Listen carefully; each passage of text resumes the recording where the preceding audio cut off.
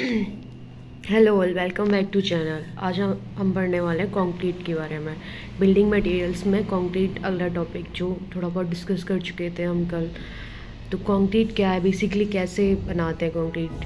Concrete एक paste है। It's a paste of fine aggregate, coarse aggregates, binding materials plus water plus admixtures. Water in specified proportion में लिया जाता है ताकि इसकी स्ट्रेंथ बनी रहे अच्छी।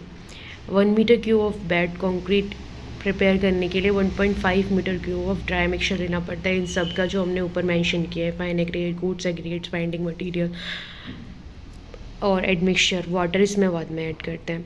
There is a type of concrete mix.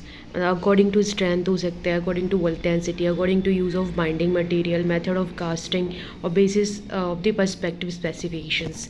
First क्या है हमारे पास, on the basis of the binding material. Binding material कौन कौन से हो सकते हैं, सीमेंट, लाइम, जिप्सम। तो जो भी बाइंडिंग मटेरियल यूज़ करेंगे उसी के अकॉर्डिंग कंक्रीट का नाम आ जाएगा। सीमेंट यूज़ करेंगे तो सीमेंट, लाइम यूज़ करेंगे तो लाइम, और जब जिप्सम यूज़ करेंगे तो जिप्सम। फिर है हमारे पास on the basis of strength.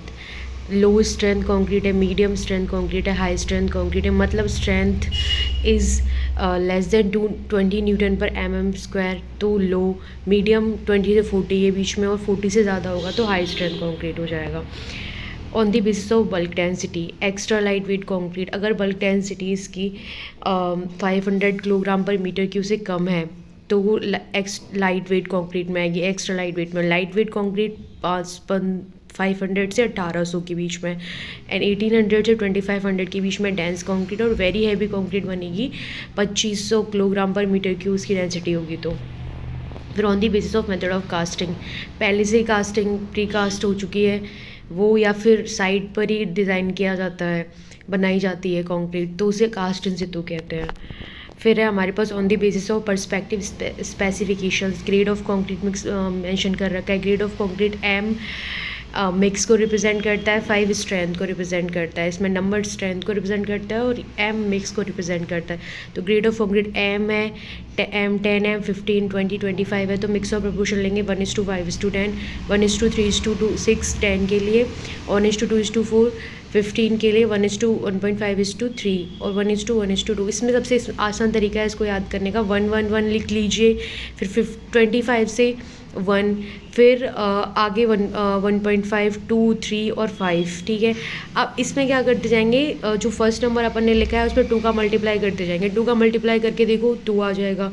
1.5 में 2 का मल्टीप्लाई करेंगे 3, 2 में 2 का मल्टीप्लाई करेंगे 4, 3 में 2 का मल्टीप्लाई करेंगे 6, और 5 में 2 का मल्टीप्लाई करेंगे तो 10। ये याद करना आसान रहेगा इस तरीके से। पर्सपेक्टिव स्ट्रेंथ होंगी 5, 10, 15, 20 और 25 न्यूटन पर mm² में।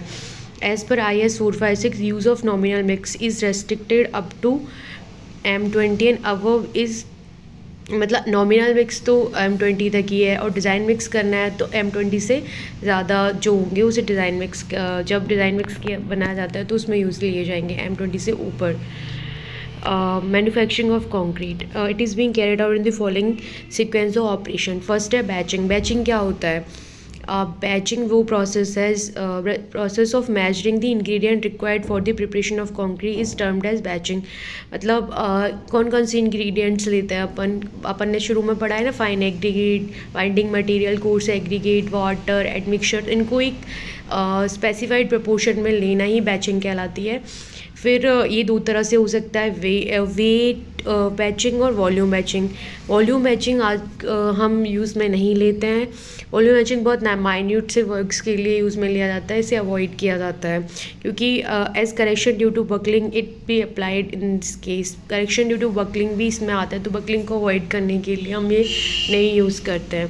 फिर आता है हमारे पास mixing of objective is to be obtain homogeneous concrete of uniform colour and desired strength. अच्छे से मिक्स करेंगे तो उसका कलर भी ठीक होगा और होमोजीनियस मिक्सचर हो जाएगा। होमोजीनियस मीन्स कि पूरा मिक्स एक जैसा है, ऐसा नहीं है कि इधर सीमेंट ज़्यादा हो गया, उधर फाइन एग्रीगेट ज़्यादा हो गए, कोर्स इधर, इक्वली मिक्सड होगा तो उसे होमोजीनियस कहते हैं। Mixing time depends on the type of capacity of mixture capacity पे डिपेंड करता है मिक्सचर की पे।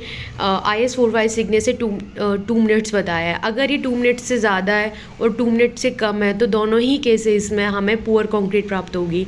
मिक्सिंग कैसे कैसे की जा सकती है? हैंड मिक्सिंग, मैकेनिकल मिक्सिंग, हाथ से मिक्स कर लो या फिर मैकेनिकली जो हमारे पास एपरेटस होते हैं उनसे। टिल्टिंग टाइप होता है, नॉन टिल्टिंग टाइप होता है, कॉन्टिन्यूस टाइप होता है, वेज टाइप में।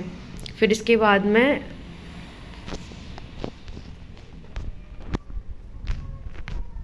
दूसरा है अपना transporting. The process of carrying the concrete up to desired location is termed as transporting. जहाँ पे हमें कंक्रीट चाहिए होती है वहाँ से उसे लेकर आना, उसे पोर्टेशन कहा जाता है। मतलब एक जगह से दूसरी जगह ट्रांसपोर्टेशन का मतलब यही होता है। Concrete can be transported by any of following method. Pan के थ्रू, पैन में भर के उस जगह ले जाओ साइड पे, हैंड बग्गी के थ्रू, पावर बग्गी के थ्रू, टावर बग्गी के थ्रू, क्रेन के थ्रू, डंप ट्रक के थ्रू, शूट्स होते हैं उनके थ्रू, ट्रांजिट मिक्सर्स के थ्रू, बेल्ट कन्वेयर के थ्रू, ट्रेमी जो पाइप होता है इसमें से कंक्रीट फिल कर देते हैं और वो बह के आती है, तो उसे ट्रेमी। फिर है अपने पास placing. It is the process of application of concrete at desired. जहाँ पर कंक्रीट हमें लगाना है उस जगह, उस प्रोसेस को क्या कहते हैं? प्लेसिंग कहा जाता है। Compaction. It is the process of removal of entrapped air from the voids of concrete and obtain homogeneous and dense mass of uniform strength. जो भी एयर वॉइड्स होते हैं उसे कॉम्पैक्शन के थ्रू रिमूव किया जा सकता है ताकि हमें होमोजीनियस और डेंस मिक्सचर प्राप्त हो। इफ़ ड्यू टू इम्प्रॉपर, अगर ढंग से कॉम्पैक्शन नहीं हुआ है और 5 से 10% भी एयर वॉइड्स रह गए हैं ना, तो ये कंक्रीट की स्ट्रेंथ को 30 से 60% तक कम कर देते हैं, मतलब बिल्कुल ख़राब कर देते हैं। तो it should be perfectly compacted, तभी हमें पूरी स्ट्रेंथ प्राप्त होगी। It can be done by any of following method: hand rodding, high pressure shock, centrifugation, spinning, mechanical vibrations like immersion या फिर needle vibrator, external shutter vibrator, surface vibrator और vibrating table. फिर अपने पास क्यूरिंग क्या होता है? It is a process of preventing the loss of moisture from the concrete added to carry out hydration while maintaining the satisfactory temperature conditions. ये क्या होता है कि मतलब उसमें मॉइस्चर कंक्रीट में मॉइस्चर बनाए रखने की प्रोसेस को ही क्यूरिंग कहा जाता है, ताकि और ये लगभग 28 डिग्री सेल्सियस टेम्परेचर पर किया जाता है और 90% तक ह्यूमिडिटी होनी चाहिए। Curing must be carried out for at least 3 week. कम से कम 3 वीक तक क्यूरिंग करनी चाहिए और 10 दिन से कम तो करनी ही नहीं है वो। तो अगर आप पूरे 1 मंथ तक क्यूरिंग करते हो ढंग से तो इससे हमें नियरली डबल स्ट्रेंथ प्राप्त होगी, जो कि अगर आप ओपनली एयर में छोड़ दोगे, क्यूरिंग नहीं करोगे, तब कंक्रीट की जो स्ट्रेंथ मिलेगी उससे अगर आप 28 दिन तक 1 महीने तक क्यूरिंग करोगे तो हमें उसकी डबल स्ट्रेंथ मिलेगी, मतलब कंक्रीट और स्ट्रॉन्ग हमें मिलेगी। फिर ऑब्जेक्टिव और क्यूरिंग के ऑब्जेक्टिव्स क्या हैं? To improve the wear resisting quality of the concrete. Wear and tear, तोड़ फोड़ से उसे प्रिवेंट करता है। Keep capillary pore saturated to ensure hydration of cement. Capillaries में जो वाटर रहता है उसके अगर क्यूरिंग करते रहेंगे तो वो मतलब रिमूव नहीं होगा, बना रहेगा। To prevent the loss of moisture from the concrete due to the evaporation of any reason. मतलब पानी पर हम क्यूरिंग करते रहेंगे तो मॉइस्चर का लॉस नहीं होगा ना, मॉइस्चर बना रहेगा, एवोपरेशन की वजह से भी लॉस नहीं होगा, और जो भी रीजंस होते हैं हमारे टेम्परेचर के थ्रू होते हैं। It can be done by any of following methods. ये क्यूरिंग कैसे कैसे की जा सकती है? शेडिंग ऑफ कंक्रीट की शेडिंग कर दो, कुछ भी डाल दो उसके ऊपर, ठीक है। Covering of the concrete surface with the wet gunny bags से उसे कवर कर दो कंक्रीट जहाँ पर अपन ने प्लेस किया था उस जगह पे। Sprinkling water in the concrete surface, water को स्प्रिंकल करके। पॉन्डिंग, पानी भर के छोड़ दो। एप्लीकेशन ऑफ क्यूरिंग कंपाउंड्स भी होते हैं: bitumen tar, acylate, fluorinated rubber, sodium silicate and linseed oil. ये क्यूरिंग कंपाउंड्स की तरह यूज़ में लिए जाते हैं। फिर है accelerated curing by steam by infrared rays. It is done for the concrete having water cement ratio range of 0.3 to 0.5 by passing steam infrared rays. Temperature of concrete is increased, which increase rate of hydration, thereby faster consumption of water for the hydration takes place. ये temperature बढ़ा देते हैं जिसकी वजह से rate of hydration increase होता है. Rate of hydration जल्दी हो इंक्रीज़ होगी तो rate of gain of strength भी बढ़ जाएगा.